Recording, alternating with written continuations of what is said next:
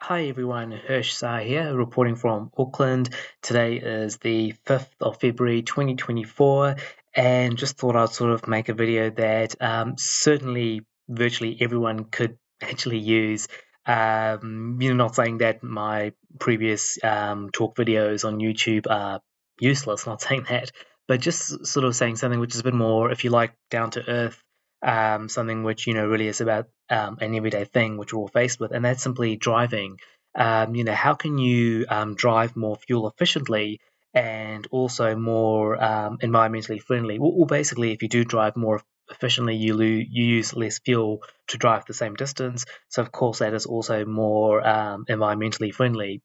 So, it's one of those things. Despite the car you have to drive, despite the distance you need to drive, it's something which you can use to still make a difference because it's easy to say, have an electric car or have a hybrid or have a car which is in good condition, which is not very old, keep it well maintained, all that, drive less or, try to drive shorter distances. But it's easy to say that, but sometimes, you just simply can't afford a better car and you just simply are unable to drive less of a distance because, say you have to commute to work every day and it's a certain distance away from where you live or from where you can afford to live. So yeah, so given those, okay, how can you basically, again, despite what you have to drive and how far you have to drive, how can you drive more fuel efficiently and therefore more environmentally friendly? There's about sort of, I would say about 20 pointers, literally about 20 pointers to help with this, and some you would have no doubt heard before. But I still think I'll mention as many as I can, hopefully as many as I can remember, and just let's hope that I can get them all right. And they are some of the things they might seem a bit trivial or very small, but when I first heard them, I did have to make some effort to implement them. Just remembering to do this when this happens or do that when that happens. But over time, they became, second nature. And then, of course, it became easier and I kept saving the fuel. So I do think it's definitely worth a watch and just trying to remember or implement as much as you can. But I'll see if I can recite them all. So, okay, so basically, how to drive more fuel efficiently and therefore environmentally friendly. With your car, obviously, you try to not try to drive with less stuff in the car. Only have the stuff in the car that you absolutely need because obviously more stuff weighs it down. Another one is whenever you fill up petrol, that's when you should pump your tires and have your oil checked. Sometimes it's hard to remember exactly when to pump your tires or have your oil checked. Some people say, oh, tires you only need to do about once a month. But I think obviously it depends on how often you drive, not just the time that passes. So just an easy way to remember it and therefore to make sure you do it is just whenever you fill up petrol, whenever you fill up a tank of petrol, that's when you should have your tires pumped and check your oil. Again, these things help with your fuel economy. Another one, if you can try to keep your car as well maintained as possible. I know I said before that that's one we hear very often, and sometimes it's hard for people. But if you can try to keep it well maintained, doesn't mean you have to get absolutely every single thing done on it. But just say when you do the warrant of fitness once a year, you also give it a servicing at the same time, and just attend to the sort of the important things. That will still go quite a long way. Okay, so what else can you do? Plan your journeys, use the GPS. Don't try to guess it. You'll probably end up just taking longer, wasting not just petrol but time. So use the GPS so you know you're on the most efficient route. And the GPS, especially like something like Google Maps, also takes into account of traffic and weather conditions. So that helps. So plan your trips. Try to do more things on one trip. Than doing them on separate trips. I know I've mentioned that before in another video about being environmentally friendly. So on, say, the trip to work, you don't just drive to work. You also drop the kids off to school and drop off your dry cleaning. You just do more tasks in one drive as you can. So that's another one. And then there's some other ones which are perhaps not so obvious. I do remember one is actually when filling petrol. When you fill petrol, I know it's not really a lot, but you might notice like the tube going from the petrol pump and curving down and then going up into your car, if you know what I mean, kind of like that. And after you've filled petrol, you actually lift up that loop. So, because some petrol can collect in the bottom of it, if you know what I mean, the tube going down and then coming back up into your car.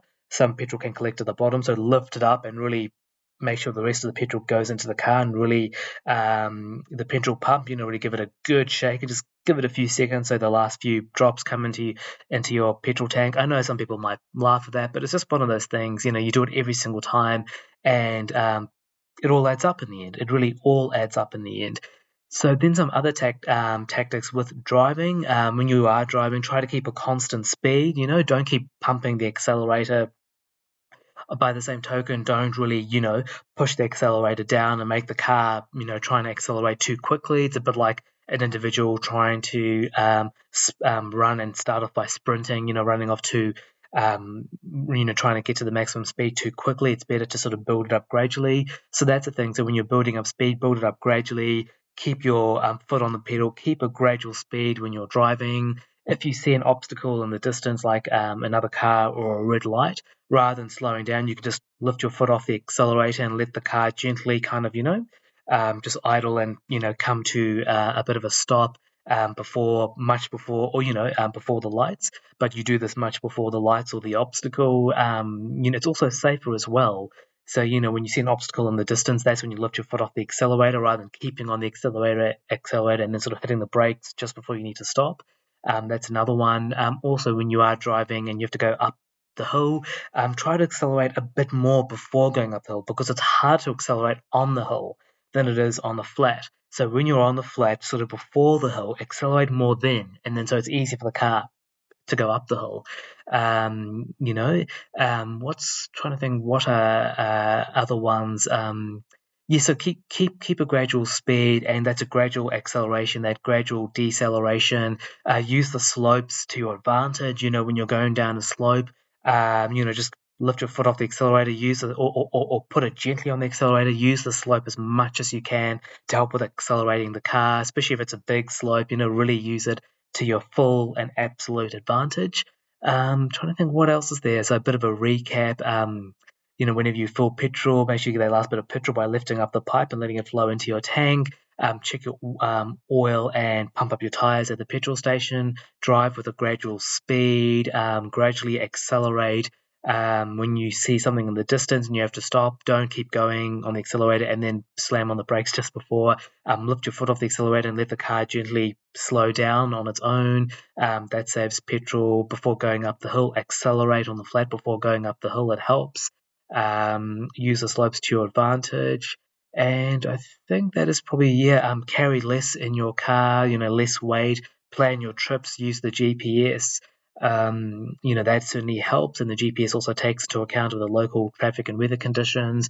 Try to do more things on individual trips. So, okay, if you have to commute to work 5 times a week, there and back, that's fine. But on those drives, try to do everything else you need to do. The pick up and drop off the dry cleaning, pick up the kids from this or drop them off to that.